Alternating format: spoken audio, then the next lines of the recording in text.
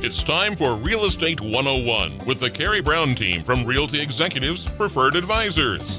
Good Sunday morning to you. This is Karey Brown, broker-owner of Realty Executives Preferred Advisors, and you're listening to Real Estate 101. Today I'm here with Doug Millebrent. He is with Pillar to Post, and he is a home inspector. My team and I use him, and he's one of several that we really feel confident with whenever they go out, and they do a great job.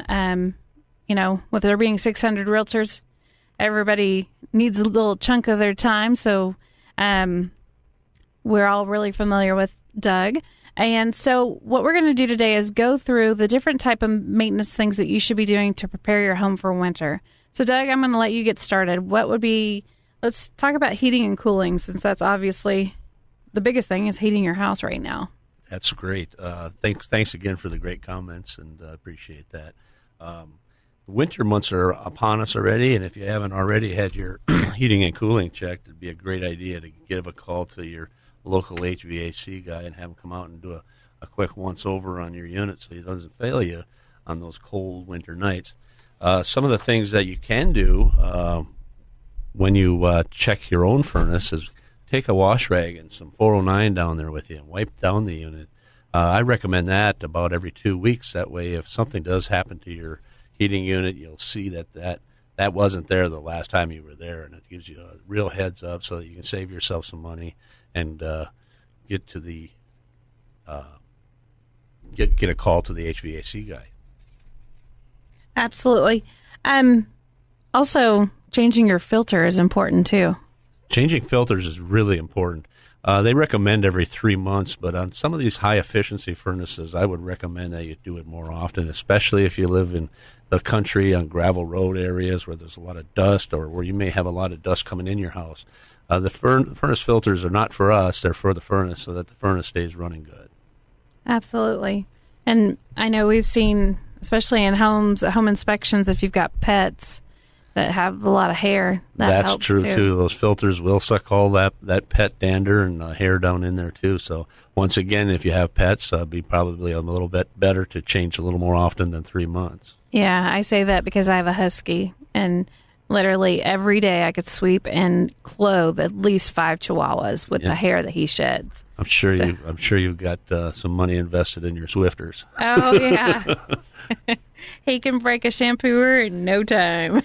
Some of the other things to look for in the winter are taking care of your downspouts and your gutters, making sure them leaves are out of there, because once the rain starts and freezes, it has nowhere else to go, and it expands and tends to go up into your shingles, which is what we call ice damming.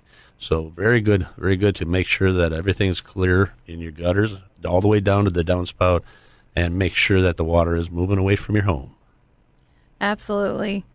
And so winterizing your home, basically to make sure that you're getting all the keeping the hot air in and the cold air out, what would you do to suggest that people do that to try and keep their utility bills down? Well, the first thing is making sure that you have adequate amount of insulation in your attic. That's the first thing, because most of your heat escapes out through the top of your house. The other things are on your windows. If you have windows that aren't double glazed or energy efficient, there are products you can buy to put a film of plastic over that window and keep that air inside your home.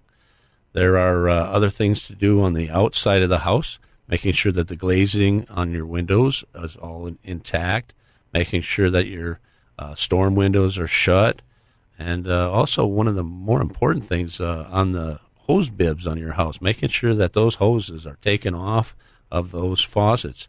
Even though a lot of the faucets on the sides of homes are frost-free, that will fail if the hose is attached to that faucet. So make sure you remove the hose from the faucet. I tell you, whenever we bought our house, we bought it, and it was a bank-owned property, and this is way prior to me becoming a real estate agent. We didn't know any better. And we were told that having a home inspection wasn't going to matter because it was a bank-owned property and it was as is, not realizing that we should have had a home inspection. So hindsight's always 20/20, and the amazing things you learn once you become in the trade. So basically, we found a faucet that was underneath the deck, and we thought, well, that's so much more convenient to the garden. So we thought, well, I wonder why it doesn't have a nozzle, to turn it on and off. And we plugged it in, bought, the little turn thing to turn it on, and I love my technical words here. Hooked up the hose, and it shot water into our kitchen. Oh, my. Yeah, so it had frozen at some point. Yeah, at some point. Yeah. So needless to say, we got to fix the ceiling in the kitchen. And yeah, that's never fun. So it's one of my speeches I usually give first-time home buyers is the maintenance on a home is very important. Save you a lot of money to make those checks and constantly be looking for things that are going to, if they do break, they can cost a lot of money. So always be on your guard. There is no landlord to call when you own the house. No, you are the landlord. Yeah, definitely. And one of the biggest things that I can say is always, always, always, always have a home inspection. They're not perfect. Sometimes they miss things, especially if people are talking to them. It distracts them from what they're there for.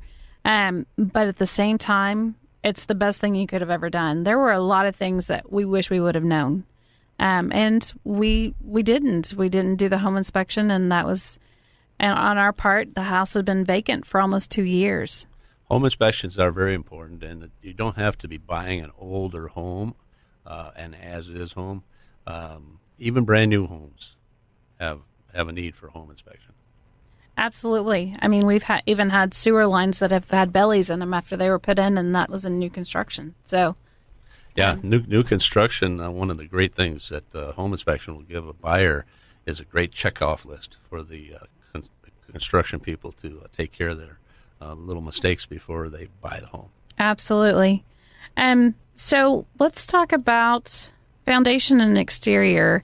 So whenever you're looking at wintertime and you've got all that snow packed around, and I know even in the summer when it was really hot, a lot of people had the year that we basically had a drought. I mean, we didn't have anywhere near enough rain. There was a lot of foundation issues after that. We live in an area that has a lot of clay in our soil, and it tends to have a great effect on our foundations. One of the things you can do is to try to maintain an even amount of moisture in the soil around your home. And you don't want it to become saturated, and you don't want it to become completely dried out. What happens with clay is clay shrinks when it dries out, and when water hits it, it expands very rapidly, and that's what pushes in a lot of foundations. So in the summer months, when we're in that drought time, and you look around your home, if you start seeing a gap between the dirt and your foundation, it might be a great idea to add a little water along that foundation. Don't soak it up, just enough to keep it moist. And then also in the times of the year when we get a lot of rain, making sure that rain and that water is moving away from your house. If you have any areas where it's low, around where the dirt is low around your foundation, add some soil there and get that grading, that slope away from the house. And then these corrugated pipes that you can attach to the downspout are a great idea. 4 to 6 feet out from the house will really help out quite a bit. Let's talk about roof. So what should they be doing? I know people generally don't even think about the roof until they have a leak. What could they be doing to make sure that it's helping them throughout the winter to keep the house warm? Well, not everybody can get up on a roof. It takes a little talent getting on and off a roof. But you can contact some of the roofers, and there are people out there that will come out and inspect your roof and also clean the gutters at the same time. One of the things you want to look for, though, on a roof, and you can actually use a pair of binoculars to get quite a bit of it if you stand across the street and look at your house, is to look for loose shingles, the flashing around chimneys, the flashing around the edge of the roof to make sure it's pulled up. And getting things like that nailed down. And one of the big things that I'm finding a lot on a lot of homes, the grommets that go around pipes, plumbing pipes that come up through your roof, those little rubber grommets don't tend to last as long as the roof, or they get left on there if they're in good shape, and then the next roof, they fail sometime in between. And when those rubber grommets get cracks and splits and checks in them, that water runs right down the pipe and inside your walls, and that's where a lot of damage can happen before you can even see that there's a problem. So checking those once a year is a great idea, checking those grommets, making sure they're okay. And also, in the soffit area and the fascia around the corners of your house. That's where a lot of rot on the wood happens, especially where the gutter makes a 45 around the corner or inside corners. That seam inside the gutter fails, and then water starts leaking out onto the wood and starts rotting that wood. So check the seam on the gutter, fix that, and then go ahead, prime and paint, and take care of the wood. I know going into winter, a lot of people like to use the electric heaters, which I know in my office, we throw a breaker at least once a week once the winter kicks in, because we all have the little heaters at our feet. So we've determined, who could have theirs on medium and who has to have theirs on low and all that kind of stuff, so we don't flip any breakers. But for safety's sake, what would you say are the things that people need to really watch out for? Whenever you're using space heaters in a house, especially if they are breaking tripping breakers, you need to call somebody and make sure that you're supplying the proper electricity to the appliance. Any appliances that burn natural gas or propane, those are made for outside and need to be vented outside. All too often we hear about somebody that has had a family member pass because of carbon monoxide poisoning, and it's a terrible thing. It's something that's so preventable. So keeping your car outside, don't let your car run in a closed garage, making sure that all your appliances are vented properly, including your water heater and your furnace, and making sure that the gases, the combustion gases, are getting out of the house. The biggest thing that we see in the winter is people trying to keep warm using fireplaces, and a lot of these gas log fireplaces, they don't have vents on them, or they have the vent sealed to the point where just enough is open. That's not a great idea either. They're just for the aesthetics of a fire and not meant to heat a home. Another fire hazard that people don't often think about is their dryer vents with the lint traps. Let's talk about, how do you even clean that out?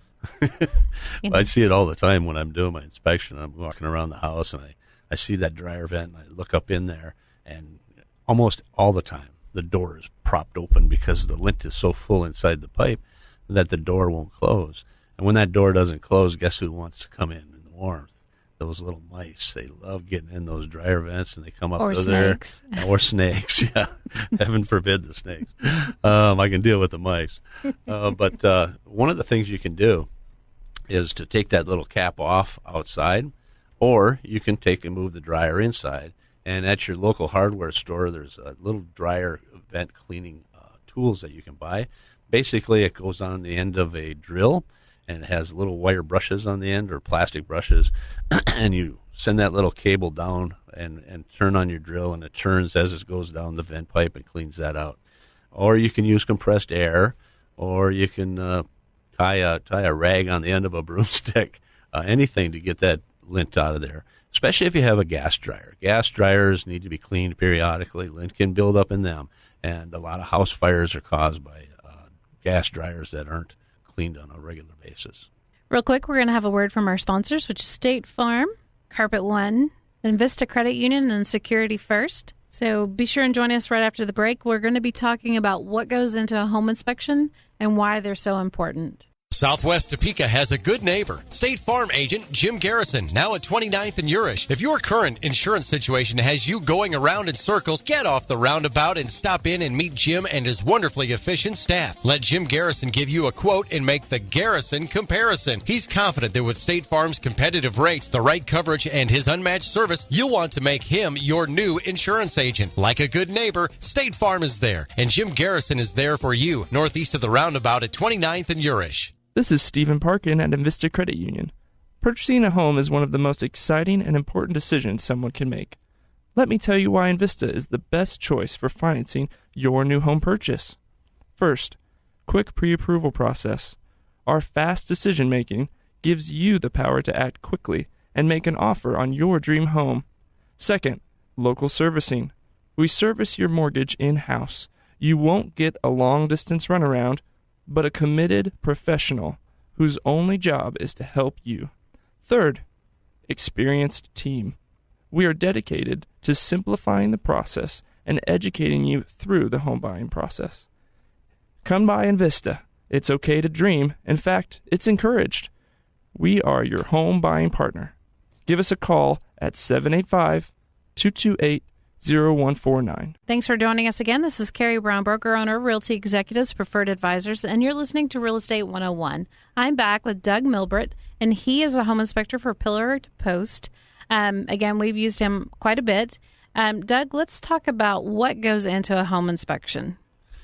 Well, when I get a call for a home inspection, the first thing I do when I arrive on the site, after I've gotten all the information that I've gotten from the realtors and the buyers and sellers, and then I head over to the house, and when I drive up to the house, I'm already inspecting. I'm looking at the side of that house. How does that house look when it's sitting on the ground?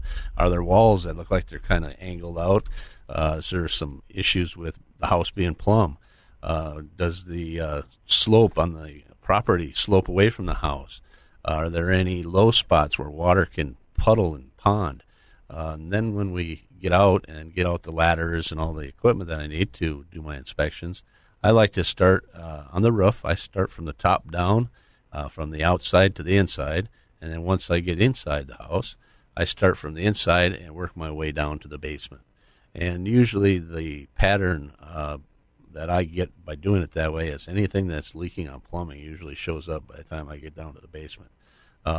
If there's any leaks or anything like that, I need access to attics, crawl spaces. If your house has a crawl space, there are some minimums that we require to be able to get in there. If it's big enough and I can get in there, I'm going. And same thing with the attic. One of the things about attics that we didn't mention is making sure that your attic has two things: insulation and ventilation. People tend to try to seal up their house to make it warmer, and they close off those vents in the attic, and that's a no-no. Make sure that the soffit vents are clear. If you add insulation to your attic, make sure that you keep them clear and that the roof vents are clear, because you definitely need to keep that thing ventilated. It keeps the roof cold so that in the winter the snow and the doesn't melt and turn into ice. That's the main reason. And it also keeps your house from building up moisture in the home and creating mold and things like that. So, but yeah, the home inspection that I do, I give a nice 3-ring binder to all my clients that they can keep all the home inspection stuff that I did in there. And there's also a home system, envelopes to track things like taxes and heating and cooling. And also the other thing that I do is I print that report right on site so that the buyer has everything they need right there. And then within 24 hours, I email a copy out to everybody. So it's kind of finalized that day. It takes me a little bit longer to do a home inspection. I have to do the printing and do everything right on site. I don't do it at home and then mail it to you. But you end up with it in your hand when I leave, and you're ready to go to closing. Absolutely. And, I mean, if you've listened to the show at all over the years, you definitely know, again, we didn't and have regretted it ever since. Usually the things that we find the hard way. Again, water shooting into our kitchen ceiling. That was a blast. Termites, we didn't have a termite inspection done, which is crazy because they mostly require it. Ours, I don't even remember why we didn't have to do one. But whenever we started renovating our house, guess who had termites? So, lots of things happen that make you go back and say, hindsight's 20/20. With my clients, we always make sure to tell them, listen, I don't care if you're an inspector or if you're a rehabber. It's always best to know what you're getting into. So, if they're going in and rehabbing it, they've done it several times and they know exactly what they're getting into and what they're doing, that's one thing. But if you're a first-time home buyer, budget to have a home inspection done. It's too important not to. The actual cost of a home inspection is so minuscule compared to the cost of what you're buying. You're buying a home, and if you're paying $100,000 for that house, it's certainly worth $300 and $400 to go have a home inspection taken on that home. Most people won't hesitate a minute to spend $50 to $100 to have a used car checked. That's only going to cost them $2,500, but they'll spend that money to go check a car. So in percentage-wise, a home inspection is a great investment for you. We all try to be very thorough as home inspectors to find all of those things, and nothing in our mind is too little, because it can become a big thing if it isn't taken care of. And it's also very important to know who your home inspectors are. At Pillar to Post, all of Pillar to Post home inspectors around the country and in Canada are all required to carry an E&O policy up to $1 million. And so make sure that your person that's going to be doing the home inspecting for you is insured and also either insured or bonded. Thank you. Absolutely. Again, we use the people that we know. We have seen their work. We watched them. If you've sold as many houses as we have, which is well over 1,000 at this point, you're pretty sure what they're looking for. As realtors, we cannot pretend to be an inspector. We cannot say anything about anything. Even the best thing we can say is, listen, looking at the foundation, if you can tell that the cracks are going in a direction that they shouldn't be going, we can say, listen, I think that this concerns me, and I feel like you need to have an inspection done. I can't tell you that I've had an inspector tell me before that this is an issue. What I can tell you is that it concerns me, and you should have an inspection done. Some of the lenders today are requiring inspections, and they also will come out and do one for themselves in many cases. So it's very important to get those inspections. One of the hot topics lately are GFCI outlets in the kitchen, in the bath, and wet areas, so that they're protected. Absolutely. I know with VA and FHA, definitely they stress that significantly, because you don't want to get shocked first off. Exactly. Or electrocuted by accidentally dropping something in the sink. So definitely, I know there's a lot of confusion when it comes to lenders coming out and looking at houses, though.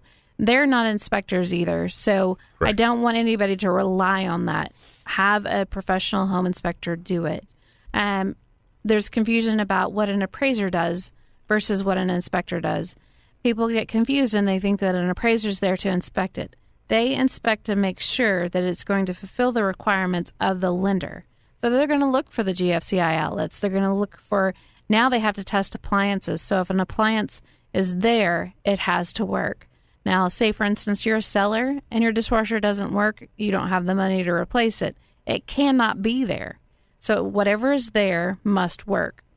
Yeah, all of our inspections require that we check on-off only. We don't test temperatures in ovens, but we check an on-off for all the appliances in the kitchen, garbage disposer, things like that. It's very important. Nowadays, a good electric range will run you pretty close to $1,500. So it's not something that a lot of new home buyers can spill out of their wallet right after buying a home.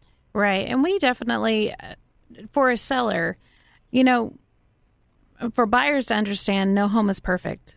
It just isn't. It's like a car. You could get a brand new car and a manufacturer could have made a mistake. A home is used every day. So you're there every day. You're using all the appliances. You're using the plumbing and the heat and the AC and all of that. So it does wear. Nothing's going to last forever. But at the time of inspection, as long as it works, that's what they're going to say is it works. That doesn't mean 12 years from now it's still going to work. So you have to budget for these things. But in a seller's defense, they don't often know if something does or doesn't work because, say, for instance, everybody knows I don't necessarily like to cook. My husband likes to grill. I just put an oven in. We went 2 years without an oven because we didn't use one, except for tater tots. So now, with me cooking, I like to use an oven because I generally can't screw that up. So, if we had left our old one in and we hardly ever used it, how would we have known? Wear and tear happens. People use furnaces all the time that have cracked heat exchangers, and they don't know. They're not inspectors. They are not qualified to check that, nor would they have any indication. It is usually found in a home inspection. That's right. And typically on things like HVAC with heat exchangers, even home inspectors, without doing a water test on that heat exchanger, we're not positive either. But there are certain things that we can notice, that we've been trained to notice on HVAC equipment, to make sure that it has a proper burning flame, and anything else that we may notice when we're doing our inspection that tends to push us in the direction of saying, hey, we need to get an HVAC guy out here to take a better look at this furnace. We're not happy with what we're seeing. And that's why it's very important to get a trained home inspector. All Pillar to Post home inspectors are trained by Pillar to Post. It is a franchise company. That's why I bought it. And when you talk about things going out and budgeting for them, one of the things that I give to every one of my clients is a cost guide that tells them about what things cost for about everything in a home, and then also a longevity guide. It tells them how long does that air conditioner last, how long does that oven last, so that they can budget to replace those things. Because eventually, everything you have in your home is going to need to be replaced at some point. It's going to have to be painted. It's going to have to be taken care of. That even includes your outlets. I know our house was built just about the same year my husband and I were born, which I'm just going to go ahead and say is kind of old. We're in our mid-40s, and so is our house. And outlets, they start getting really loose. I can even change those. So those are things that a homeowner can handle for themselves. Even Google will walk you through exactly what to do. The most important thing is to turn the electricity off, flip the breakers. Right. That's rule number one. But they're super easy. Usually, as long as they were done right when they were put in, you can see exactly how the little electrical term here, gizmos hook into the back of the outlet itself, and you just put it back in the same way it was. Now, if they were reversed, watch Google to make sure that you're putting it back in right. That's right. That's another thing that we find are what we call reverse polarity connections, and a lot of times the homeowner will make that mistake. Usually the outlets have a brass screw and a silver screw. The brass screw is for the black wire. The silver screw is for the white wire. And if you get it that hooked up that way, most often you'll be okay. But for if you're not sure, for $5 at Harbor Freight, you can pick up a little electric tester and check those outlets yourself and make sure that they're operating properly. And loose outlets are just inviting a person to have a problem, a bigger problem. Loose outlets can cause fires. They can arc against the metal box that they're in. All sorts of things can happen, and it doesn't take 5 minutes of your time to tighten up that outlet and make sure it's tight in the wall. Absolutely. So, Doug, how do they get a hold of you if they want to have a home inspection? And by the way, you can have a home inspection at any time. You don't have to have your home on the market. So, again, how do they get a hold of you? That's right. In fact, I perform pre-listing inspections all the time where people want to find out, what do I need to do to my house so I can make it ready for sale? So that's another great way to get a home inspection. But, yes, I'll do home inspections even if you just want to make sure your house is up to snuff. You can get a hold of me by calling 234-0333, and that's an area code 785. And if I'm not at home, I'll be on my mobile, and the message will get relayed to me. And a lot of times, I'll call right back as soon as I can. I try to make it as easy as possible for people to reach me. Scheduling is usually not a problem. Anytime within 2 weeks, we can usually get you in. If you want to check out my website, all you have to do is go to pillartopost.com, and there's a little box in there that you can put your zip code in, and that will bring you to my page. And I'm pretty sure you'll catch me because I'm the only Pillar to Post franchise in Kansas. Well, that eliminates the competition, doesn't it? If you're looking to buy or sell a house, be sure and give us a call. Our number is 785-213-5188. You can check us out online on Facebook, Pinterest, Twitter, Snapchat, Instagram, all that good stuff by looking up Realty Executives Preferred Advisors Team. And if you want to check out our website, it's nekansashomes.com. You can search any home inside of Northeast Kansas on 4 different MLSs. The most accurate place to find that information, even Zillow doesn't have as accurate of information because several of those MLSs do not syndicate to Zillow. So be sure and check that out. Thanks for joining us at Real Estate 101. Thank you for listening to Real Estate 101 with the Karey Brown team from Realty Executives Preferred Advisors. Tune in again next Sunday at 11 o'clock for Real Estate 101.